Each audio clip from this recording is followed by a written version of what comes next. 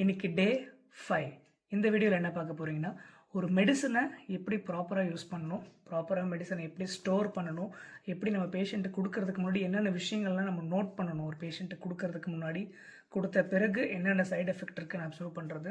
அது மட்டும் இல்லாமல் ஃபார் எக்ஸாம்பிள் இப்போ இன்சுலின் இருக்குது அப்படின்னா, இன்சுலின்லாம் நம்ம எப்போவுமே வந்து பேஷண்ட்டுக்கு போட்டுட்டு ஃப்ரிட்ஜில் வைப்போம், திரும்ப எடுக்கும்போது நம்ம ஃப்ரிட்ஜிலேருந்து எடுத்து யூஸ் பண்ணுவோம். ஸோ அந்த மாதிரி எல்லாத்த பற்றியுமே நீங்கள் வந்து இந்த 5th சாப்டரில் படிப்பீங்க. அது மட்டும் இல்லாமல் கேட்டகரிஸ் ஆஃப் ட்ரக்ஸ், என்னென்ன ட்ரக்ஸ் கேட்டகரி இருக்குது, எந்தெந்த ட்ரக் எந்தெந்த கேட்டகரி கீழே வரும். ஸோ இது எல்லாமே நீங்கள் வந்து இந்த சாப்டரில் பார்ப்பீங்க.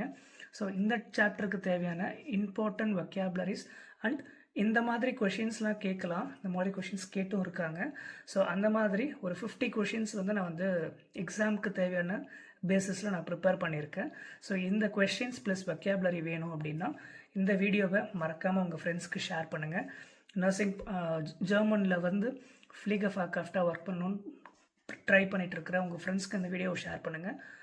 ப்ளஸ் கமெண்ட்டில் 5ன்னு டைப் பண்ணுங்கள், நானே உங்களுக்கு இதை டேரெக்டாக சென்ட் பண்ணுறேன். பாய்.